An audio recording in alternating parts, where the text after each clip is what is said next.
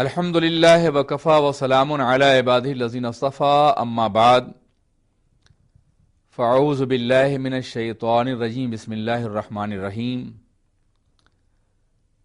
ونزلنا علیک الکتاب تبیانا لکل شیء صدق اللہ العلی العظیم۔ ناظرین کرام، گزشتہ نشستوں میں قرآن پاک کے اعجاز اور بحیثیت نظام زندگی ہر دور کے لیے ممکن العمل ہونے کے بارے میں گفتگو کی گئی تھی۔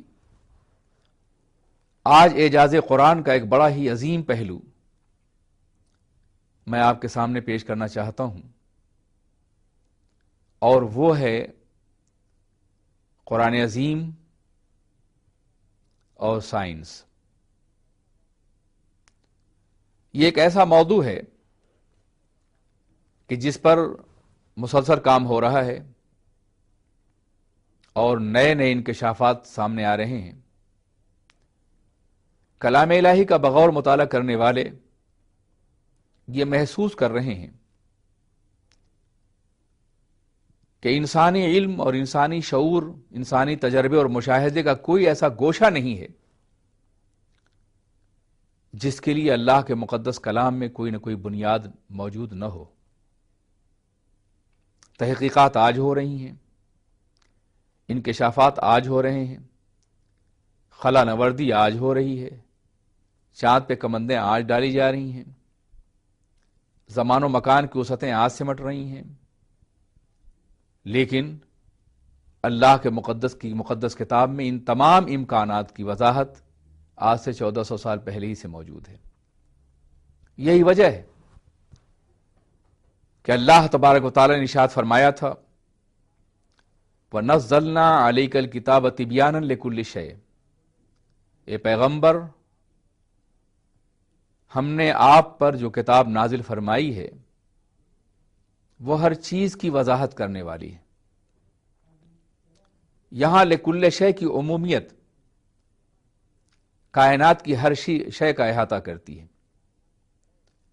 جس چیز کو بھی شے سمجھا جائے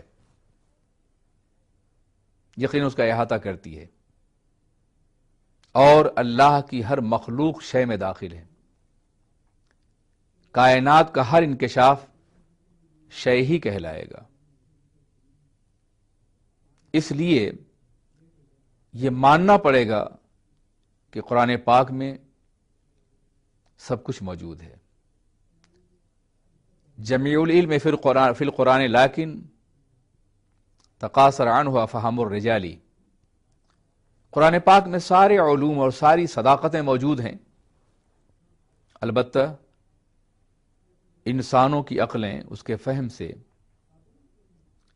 ہمیشہ عاجز رہی ہیں۔ اپنے اپنے زمانے کے اعتبار سے انسان کو جن باتوں کی ضرورت رہی ہے، انسان نے قرآن پاک سے ان کو اخذ کیا۔ یہ بھی قرآن پاک کا حیرت انگیز پہلو ہے کہ آج سے 1400 سال پہلے کا انسان قرآن پاک کو جب پڑھتا تو وہ بالکل مطمئن ہوتا، اور آج کا انسان جب پڑھتا ہے تو بھی مطمئن ہوتا ہے۔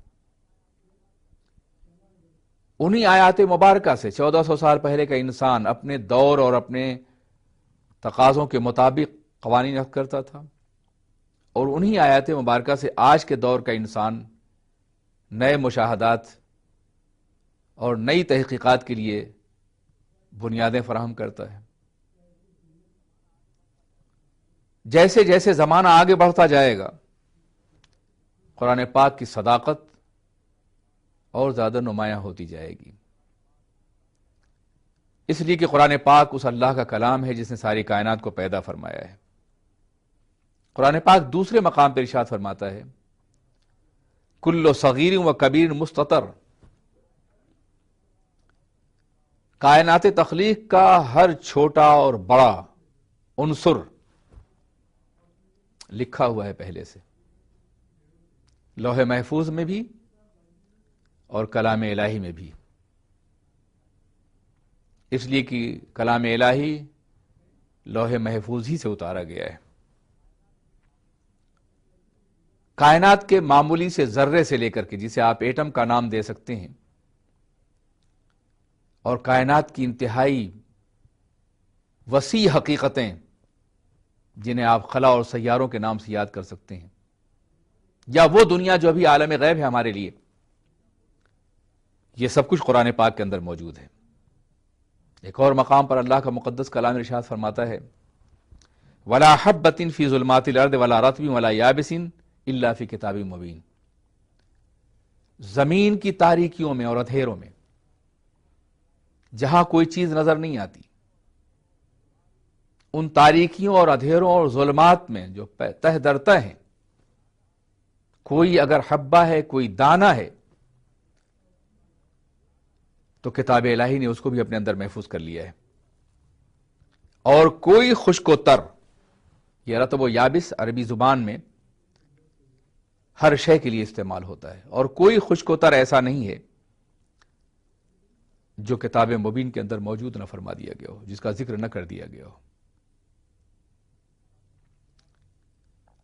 یہ کتاب مبین کیا ہے؟ اگر اسے صرف لوح محفوظ مراد لیا جائے تو بھی قرآن عظیم ارشاد فرماتا ہے بل ہوا قرآن مجید فی لوح محفوظ. یہ قرآن مجید ہے جو لوح محفوظ میں تھا.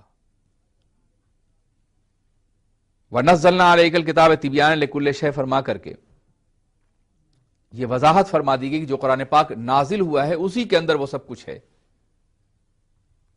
تو قرآن پاک کائنات کی تمام حقیقتوں کا احاطہ کیے ہوئے. سیدنا علی پاک رضی اللہ تعالیٰ عنہ اسی لیے ارشاد فرماتے ہیں کہ میں بسم اللہ کے بے کی تشریح کروں تو کئی اونٹوں کا بوجھ بن جائے. یہ کیوں انہوں نے فرمایا تھا؟ اس لیے کہ قرآن پاک کے مضامین اس قدر زیادہ ہیں کہ ان کا احاطہ کرنا ممکن نہیں. ایک عظیم دانشور